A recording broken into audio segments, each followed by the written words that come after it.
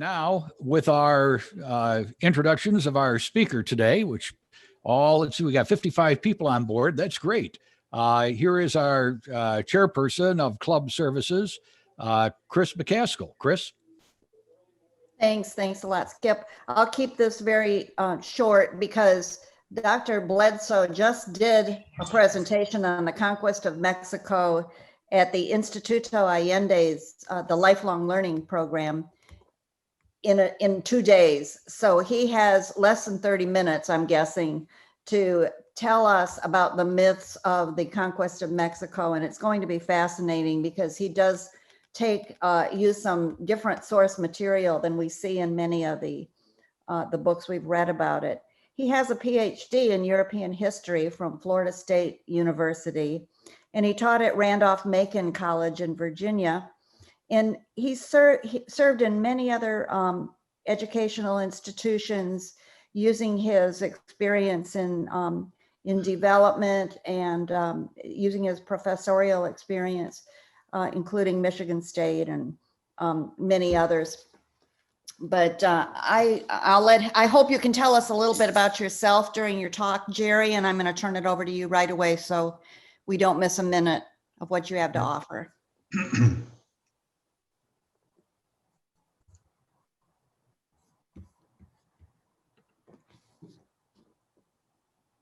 I need to screen share.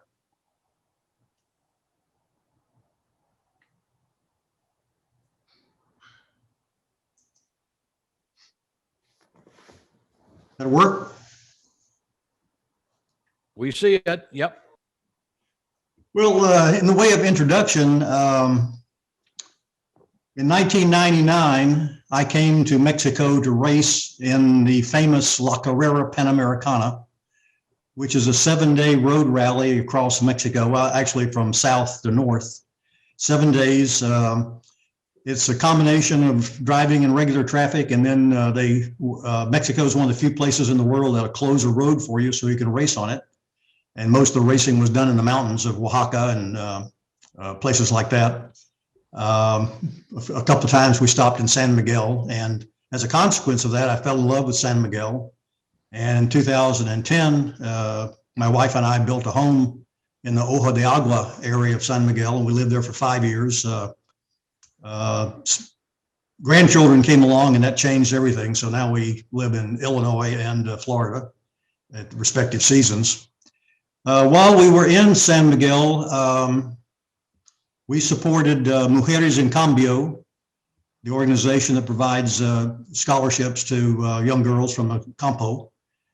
We supported Casita Linda and the Biblioteca, several other charities, and we still have a lot of contacts in San Miguel.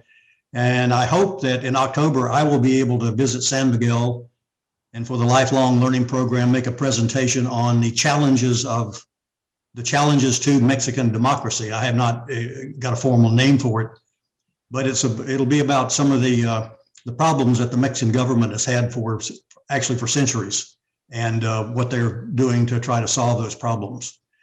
But today the topic is the myths of the Spanish conquest. And I was recalling yesterday when I was speaking for the Lifelong Learning Program to it, that in junior high school, I heard the story of the Spanish conquest of Mexico, how 279 soldiers had conquered this gigantic empire, and that they were motivated by God, gold, and glory. I've never forgotten that. And I've never forgotten that in 1492, Columbus sailed the ocean blue. That's from the 7th grade. I never forgot it. However, as I was teaching European and Russian history at Randolph-Macon College, the American Historical Association ran a little survey. They listed 20 big events from history, all the way back to the birth of Christ, I think. And they said, which of these events would you really like to go back and be an observer at? And I was quite surprised that most of the members of the American Historical Association, the plurality, picked the conquest of Mexico. Now, one of the other things about this is that there has never been a major motion picture made about the conquest of Mexico. There was a minor one made that sort of got into it a little bit, but not very much. It didn't tell the whole story. The other part of this is that because of what happened in 1519, 1521, there's a lot of myths associated with it. But the main thing is that we can remember is in August of this year, of 2021, it will be the 500th year, the 5th century after the conquest of Mexico, or after the Spanish invasion of Mexico. And it's still controversial. I read in the paper the other day that a indigenous person, an Indian member of the Mexican legislature, denounced Hernán Cortés for bringing pigs to Mexico. And one of her colleagues said, "Oh, I love carnitas." So the conquest of Mexico is still controversial in the country. In fact, I just recently read an essay by a young intellectual who said Mexicans, he was Mexican, he said Mexicans must get over these myths. The first myth we must get over is the conquest. The second myth we must get over or deal with is the fact that the United States took just about half of Mexican territory in 1848 after the war between the two countries. He said we can't dwell on those things any longer. We've got to get past them. So the Spanish conquest is still controversial in Mexico. And if I can change a slide here. I hope I don't have to take it off mute. Some Mexican nationalists object to the term conquest and conquistadors. I will use those terms because they're embedded in history. But invasion, conquest, whatever you want to call it. The people who were in Mexico City, or Tenochtitlan at the time, were called Mexicas. And that's an early version of Mexican. But in history, they're usually referred to as the Aztecs or the Aztec Empire, because it was more than just Mexico City or Tenochtitlan. We've all heard the expression, "To the victors go the spoils." Well, also, to the victors go the first opportunity to write the history of the event. And we have the two great Spanish versions of it, one by Hernán Cortés. He wrote 5 very lengthy letters back to his king and emperor, explaining what a wonderful job he had done, but he described in elaborate detail what Mexico City looked like and what the countryside looked like and where the gold was hidden.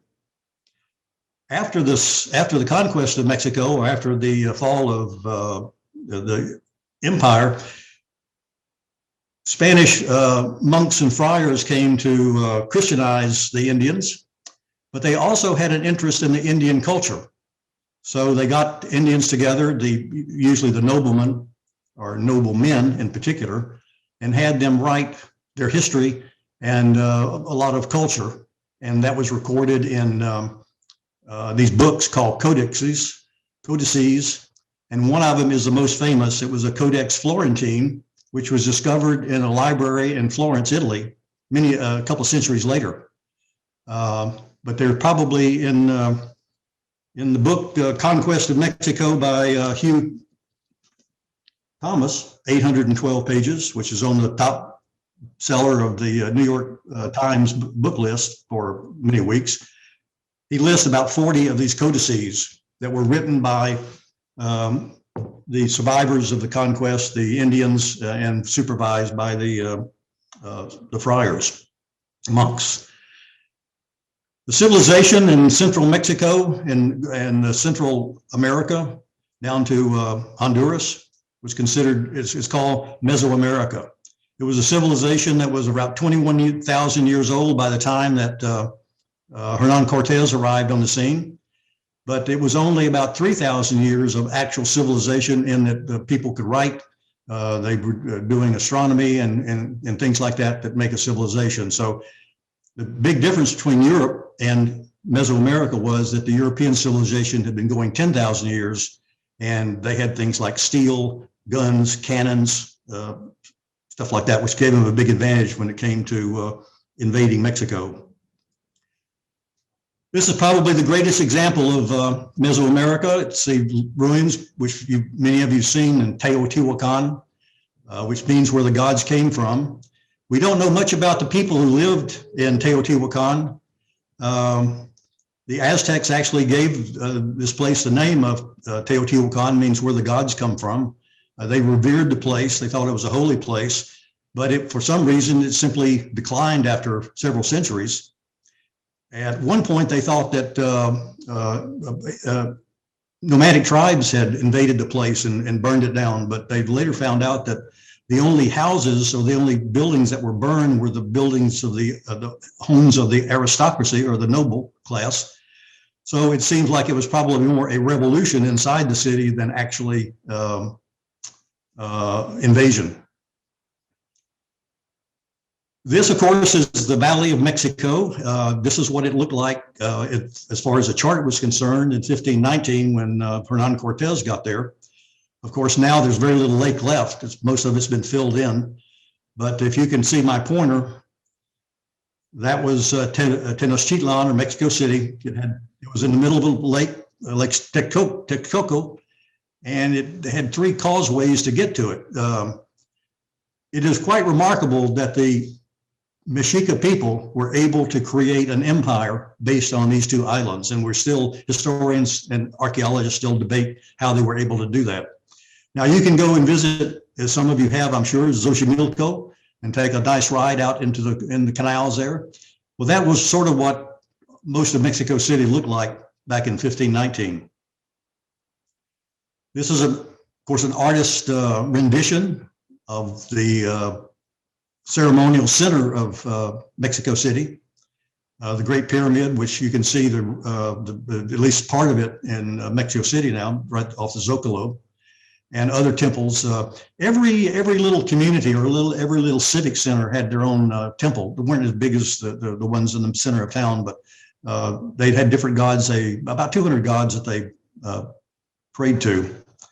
This is another rendition. You can see the aqueduct. You can see the causeway going into the city. This is probably from the western side of town, Tabuca.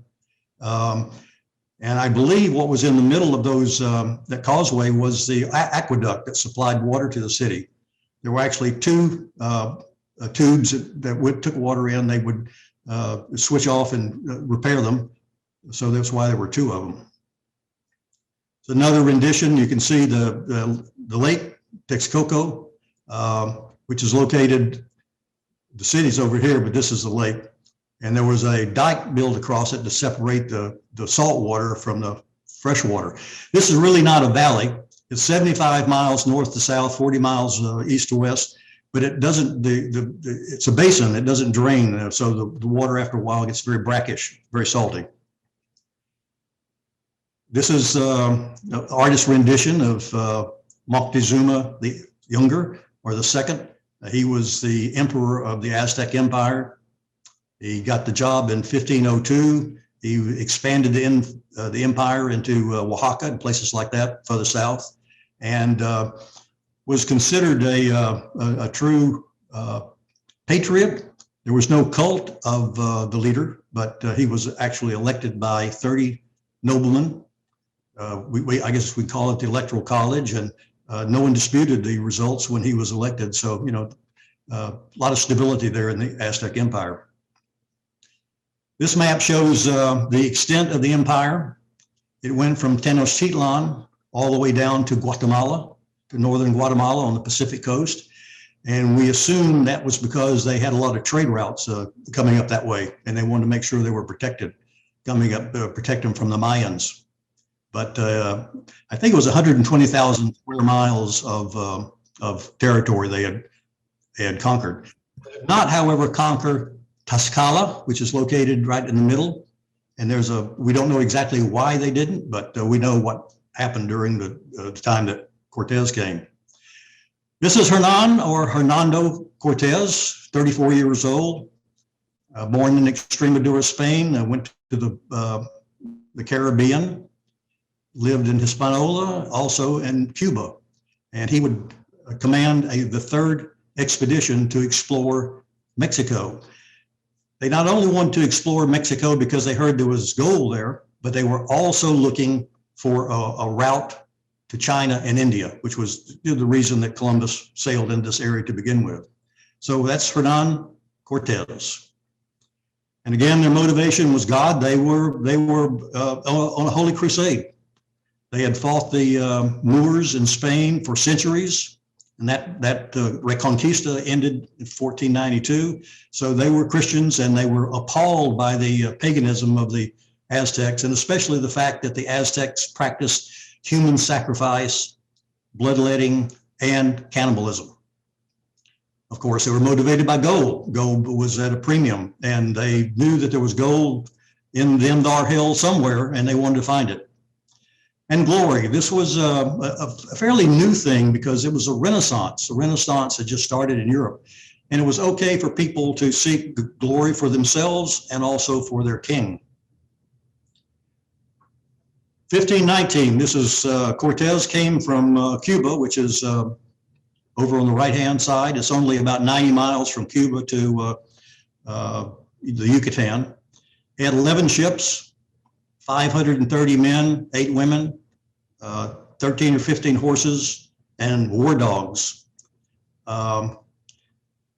They found a shipwrecked Spanish priest who'd been in slavery for 8 years, who could speak Mayan. So they picked him up off of Cozumel, came on around, and they stopped in Campeche in this area, and they fought their first battle with the Yucatan Tribe. It was the first battle in which horses were used on the continent, the first battle in which gunfire was used and cannon fire. And the Indians quickly sued for peace, and they gave, as a compensation, they gave the Spaniards 20 slave girls, and one of those slave girls would be known as La Malinche, or Marina, who would become the interpreter for Hernán Cortés. She spoke Mayan, and she also spoke Nahuatl, which was a language of the Aztecs. So they came all around. They're looking for a pathway to Asia, as well as gold, and they stopped right where Veracruz is today. And they were met by a delegation from Moctezuma. He was waiting for them because he had heard about the earlier expeditions, and he tried to bribe them into returning to wherever they came from. He gave them gold, and that was, once he gave them all this gold, that was it. They're not turning back. They're going to keep on going. Cortez made friends with the Indians, the Totonac Indians along the coast there. They did not like paying tribute to the Aztecs. So Cortez said, look, you support us, you won't have to pay us any tribute. You won't have to pay the Aztecs any tribute. So the Totonac Indians supplied them with some warriors, also people to carry their cannon, because there were no roads, there were no draft animals in the Aztec Empire, Mesoamerica. They only had dogs and which they ate, and deer. They had never seen a horse before. All the horses were extinct in this part of the world. So they also created a colony, and by creating a colony, they put themselves under the command, they thought, of the King of Spain. And it was something that they had to do to be independent of Cuba. This is a rendition. Of course, there were no photographs and there were no portraits made, but this is La Malinche, who also goes by the Christian name of Marina, and she was his interpreter and of Cortez, and she also bore him a son in 1521. His name was Martin. So the famous march starts around Veracruz, comes up, again, footpaths, basically 5,000 feet up to the plateau around Jalapa. They wandered around out near some dry lakes and this kind of place for a while. Then they came upon the town of Tlaxcala.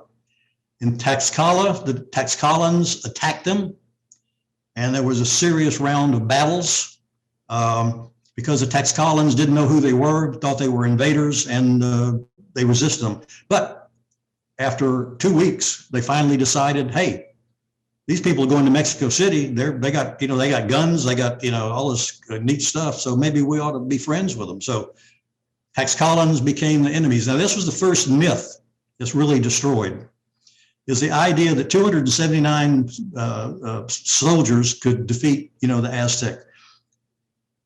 During this campaign, during this whole 2-year period, Hernán Cortés probably used at least 60,000 Indian warriors on his side against the Aztecs. It just wasn't, even 500 Spaniards. It was not 500 military men. Most of these guys were just adventurers, not soldiers. So they made buddies or allies with the Tlaxcalans, and then they moved to Cholula, which was the site of a horrible massacre. The Spaniards thought they were about to be attacked by the the Aztecs, and they decided to do what we would call a preemptive strike. And it turned out to be a massacre because the Tlaxcalans didn't like the Cholulans, and they joined in it, and they were killing men, women, and children. They continued their march on into Tenochtitlan in Mexico City. Moctezuma sent several delegations out to try to convince them not to come into town, but Cortés simply kept on going. And what he found out is that some of these little towns not little towns, but towns along the coast of the lake really were interested in the Spaniards. This is an artist's portrayal of Cortés and the Spaniards moving into Mexico City across the causeway. And this is, again, a European artist's rendition of Cortés meeting Moctezuma.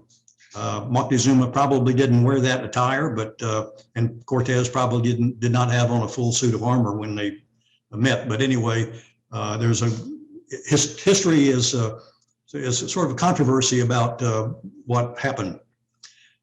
Anyway, part of the controversy is on November the 8th, Cortés and the Spaniards and the Tlaxcalans entered Mexico City. Moctezuma met them and gave them a palace to live in, a royal palace, not his palace, but a royal palace. According to the Spanish version, on November the 14th, 6 days later, Cortés and 30 of his men went into the royal palace right down the street. This is near the Zocalo, and took Moctezuma hostage.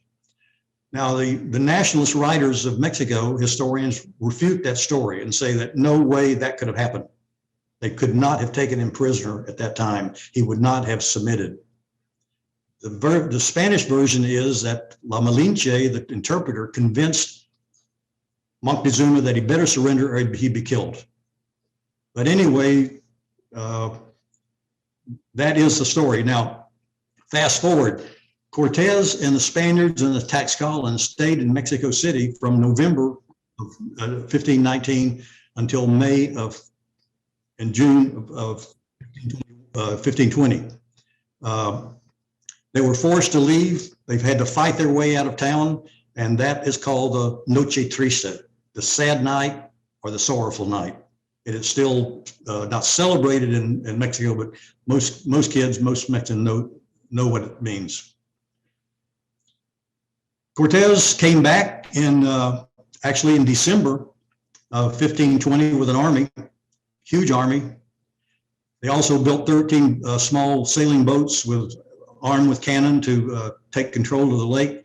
They cut the water supply to Mexico City.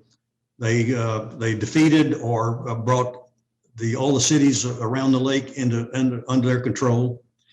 They tried to attack the Tenochtitlan using typical hit and run tactics, but that didn't work. So it turned into urban warfare with one block at a time, and most of the city basically got destroyed during that time. But in August 13th, here's some artist renditions of what the fighting was like. And this is one of the Mexican versions of the Indian glyphs fighting along the causeway. It was brutal. It was brutal fighting. Now, the Aztecs had been weakened by the fact that smallpox had broken out before the Spanish arrived. It actually killed, it was an epidemic. It actually killed the new emperor, and another emperor had to be picked, and his name was Cuauhtémoc.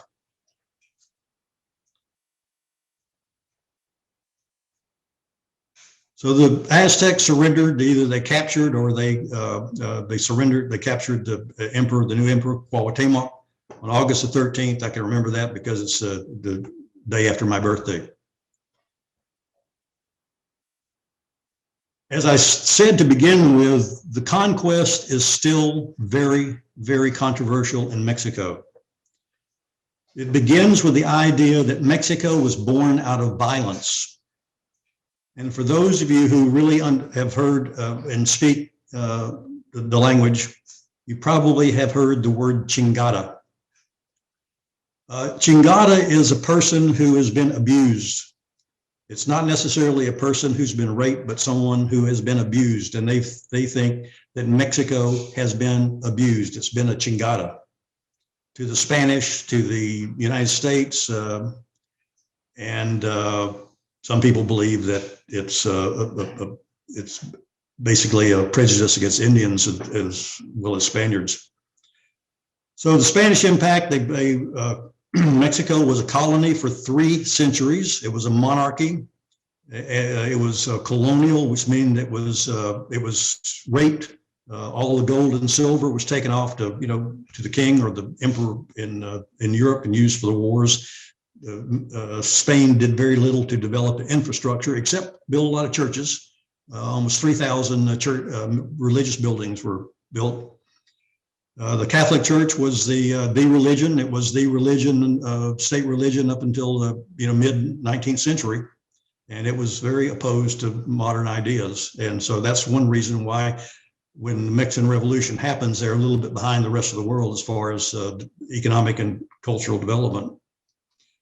One of the things we learn when we study Mexican history is you cannot generalize about Mexico because of its geography, because of its mountains, because of its plains, because of the distances between them, the lack of arable land. It is many Mexicos. I had a young Mexican friend from Chihuahua, raised in Ciudad Juarez. He came down to visit me in San Miguel. He had never been to central Mexico, and we're walking around San Miguel, and he said, "Wow, these people look just like I do." I don't know what he was expecting, but so many Mexicos. And of course, epidemics. Not only did the people of Mexico City or Tenochtitlán get wiped out by smallpox in 1520, but during this century, the 16th century, there were several really bad epidemics in Mexico. And they probably killed about 80% of at least of the population, the Indian population.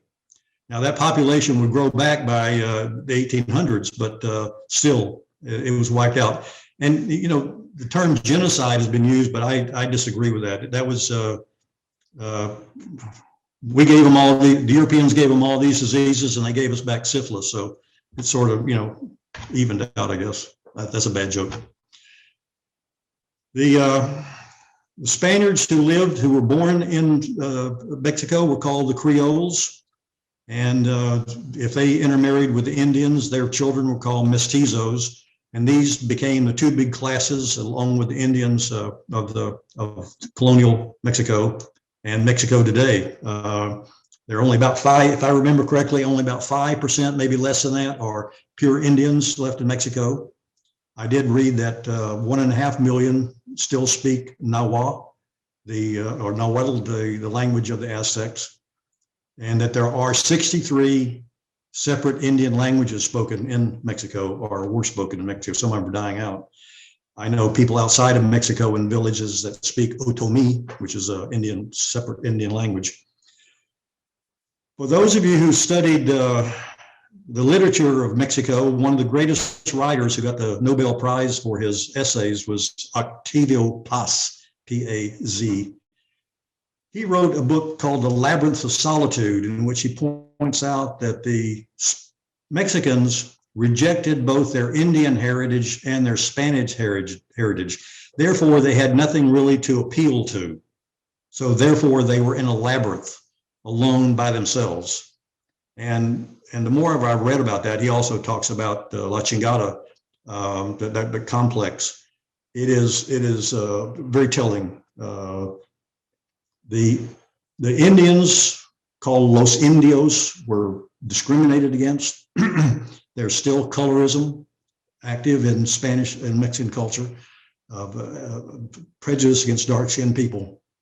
But they really went out of their way during the last of the 19th century to try to wipe out all vestiges of the Indian tradition. Therefore, they turned to France. The governing elites of Mexico in the late 19th century turned to France and England and Germany for their models of buildings and clothing and things like that, and not to Spain. Now, the myths that the most the funniest was that Cortez was the return of the Aztec god, or the Mesoamerican god, Quetzalcoatl, who is always portrayed as a serpent, a feathered serpent. Quetzalcoatl was the god of knowledge and the wind, and it was believed that he had left, had gone to the east, and he would someday come back from the east to reclaim his throne. And I had an argument one time with a lady on horseback in San Miguel, outside of San Miguel. She was convinced that, yes, the Aztecs believed that Cortez was the return of Quetzalcoatl, that ghost that god who had disappeared to the east, and she would not be dissuaded. I said, modern scholarship says no. The Aztecs did not believe that gods could walk on the earth, that they would not come back like that. They were pretty much convinced that these were foreigners who carried big guns and had to be dealt with diplomatically rather than militarily. So I've enjoyed talking with you today. If you have any questions, you can send me comments to GerieBledsoe@gmail.com, my name at gmail.com, and I will answer them. Tomorrow I will be lecturing to the lifelong learning program again, and also on Friday. And I think those are also being recorded and might be available. So does anybody have any questions at this point? I know I've talked fast, but it's 500 years of a long time to cover. If anybody has any questions, please type it in the chat section here.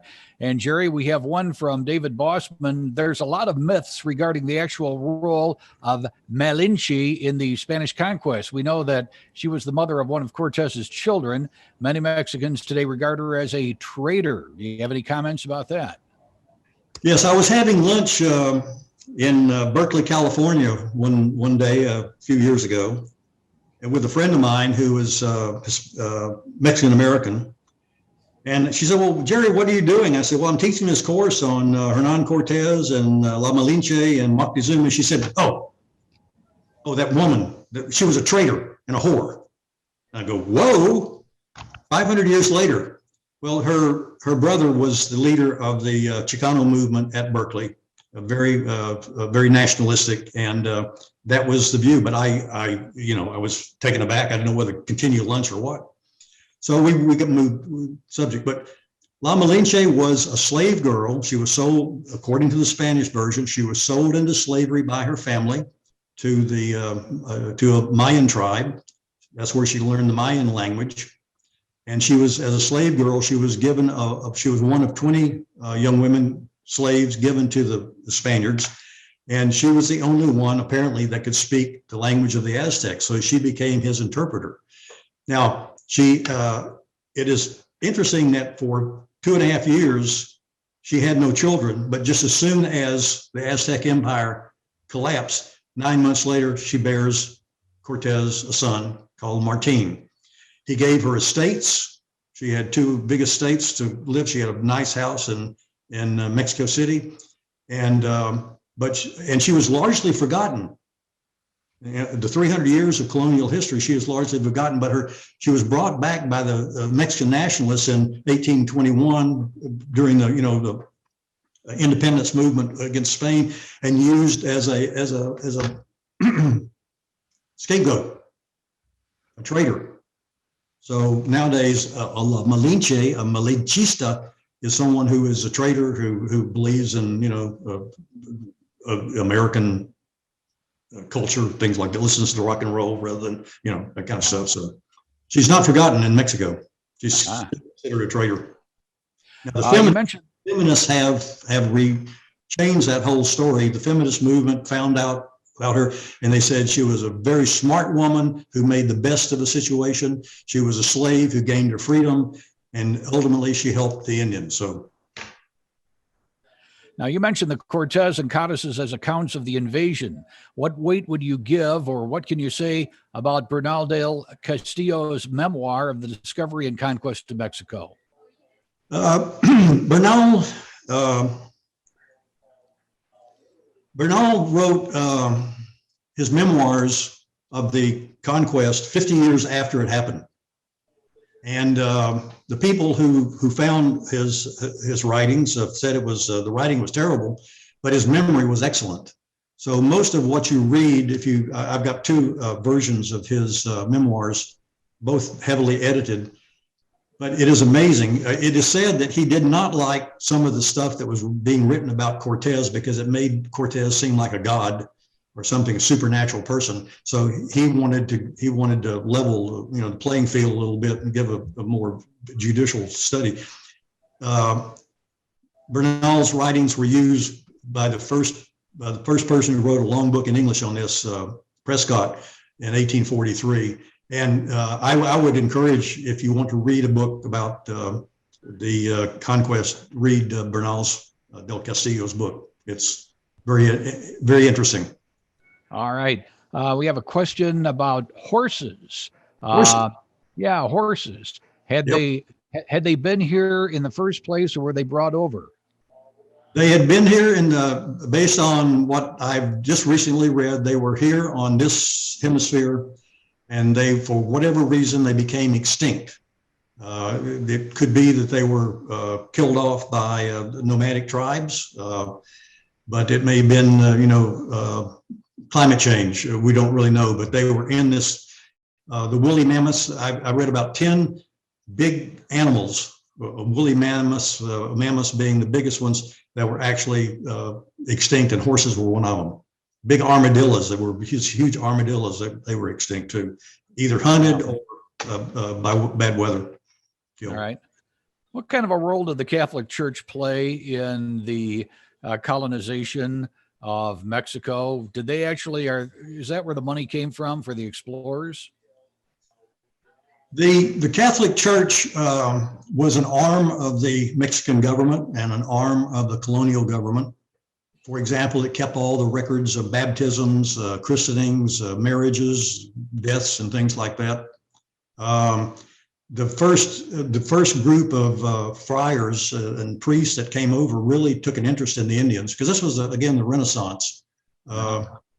They worked with them. They recorded their history in these codices. They did a lot of good work, but they did Christianize. And one of the myths that you deal with about this, that the Indians were literally forced by gunpoint or sword point to convert to Catholicism or Christianity. That's not exactly true. Cortez kept the Aztec aristocracy intact. And for 2 years or 3 years, he had hostage the Cuauhtémoc, the emperor, and he controlled. That's how he controlled. If an Indian noble family converted to Christianity and didn't give him any problem, they kept their estates. The biggest problem the Indians had was not Christianity, but was European disease. As I said, it wiped out 80 to 90% of them. The Catholic Church became a barrier in the 19th century. The liberals wanted to free the church, free their people from the church. And that's why the government became anti-clerical eventually and closed most of the monasteries and things like that. And it was, at one time, it was illegal for a priest or a nun to walk down the street with their religious garb on. Well, that wasn't really that long ago. It was in my lifetime. Yeah. Yep. remember, San Miguel was in the center of one of the worst civil wars that in modern Mexico, and that was the Los Cristeros revolt, where Right. the church the war between the church and government, right?